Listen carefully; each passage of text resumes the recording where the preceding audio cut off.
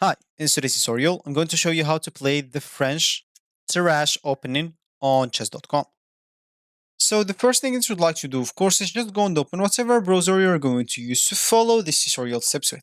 Here in my case, I'm actually using Brave. But of course, in your case, you can use any other browser could be possibly working for you in your PC. Once you open that browser, make sure to go to this URL section and simply type chess.com and hit the enter button, and that should take you into this page. Of course, if you have an account, you can simply go and click on this login option on this left panel. And here you can enter your username or email, password, and check this remember me if you don't want to log in anymore.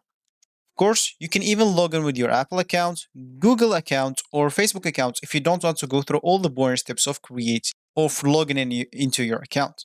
Or if you don't have an account, you can simply go and click on sign up from here or sign up from here. Both will take you to this page. And here, of course, you'll just have to choose a username, email, enter an email password, and simply click at sign up.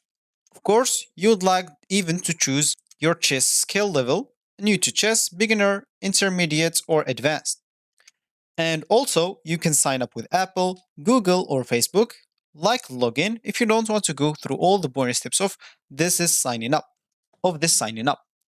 So once you're logged in into your account or you just created your account, you'll find yourself here in this home screen or the main screen of the chess.com. So as I said in the beginning of this tutorial, would like to play the French Tarrasch opening. And of course, if you want to do that, let's just get into a board first of all. And now here, the French Tarrasch opening starts with e4 responded by an e6 by black. And now white played d4. Here black plays d5. And the last move on this opening is a simple knight to d2 guarding this pawn.